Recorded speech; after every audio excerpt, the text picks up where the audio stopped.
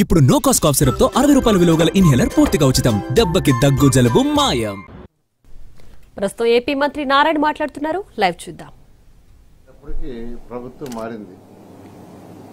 అయితే గత ప్రభుత్వం మారిన ప్రభుత్వం దాన్ని టేకప్ చేయక లాస్ట్ లో అంటే వాళ్ళ గవర్నమెంట్ పోయే ముందు దాన్ని పరిశీలించడం జరిగింది. అంటే ఫీజిబిలిటీ రిపోర్ట్ వాళ్ళు మళ్ళా చేయించి ఎక్స్టెన్షన్ ఏరియా కూడా అన్నారు. ఏమన్నారు కానీ దాని గురించి పట్టించుకోవాలి, పక్కన పడేశారు. అంటే మనకు మెట్రో ఎందుకులని. ఇప్పుడు ప్రపంచం అంతా ఎక్కడ తీసుకున్నా ట్రాఫిక్ సమస్య, ఏ దేశం తీసుకున్నా ఏ రాష్ట్రం తీసుకున్నా ఏమైనా ఒక మున్సిపాలిటీ తీసుకున్నా ఈరోజు సమస్యలు ఏంటంటే ఉన్న సమస్యల్లో ట్రాఫిక్ సమస్య. అందుకనే మిక్స్డ్ డెవలప్మెంట్కి వచ్చేసారు. బిల్డింగ్ పర్మిషన్స్ కూడా మిక్స్డ్, ఒకే బిల్డింగ్ లో కింద షాపింగ్ కాంప్లెక్స్, నెక్స్ట్ ఫ్లోర్ లో హోటల్ కానీ ఆఫీస్ కానీ, ఆ పైన రెసిడెన్షియల్.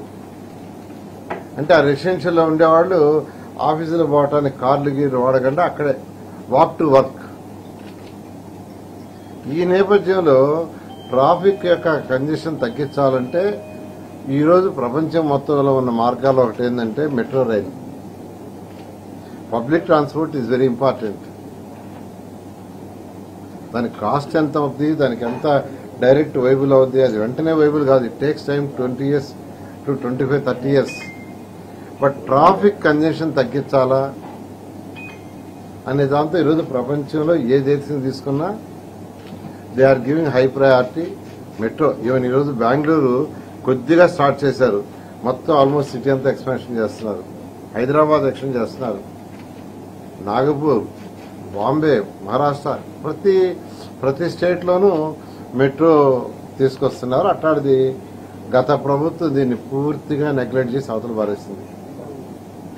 అయితే మా ప్రభుత్వం రాగానే టేకప్ చేయగానే వీళ్ళు మళ్ళా ఒకటి అన్నారు, 5 సంవత్సరాలు అయిపోయింది కాబట్టి ఫీజిబిలిటీ రిపోర్ట్ ని మళ్ళా మీరు స్టడీ చేసి మాకు పంపించమంటే దానికి మళ్ళా ఒక 6 నెలల టైం పట్టింది. ఫీజిబుల్ రిపోర్ట్ చేయడానికి టెండర్లు పిలవటం, వాళ్ళకి టెండర్లు ఇవ్వటం, వాళ్ళు స్టడీ చేయడానికి టైం ఇవ్వటం, వాళ్ళు స్టడీ చేయటం ఎన్ని ఇచ్చారు.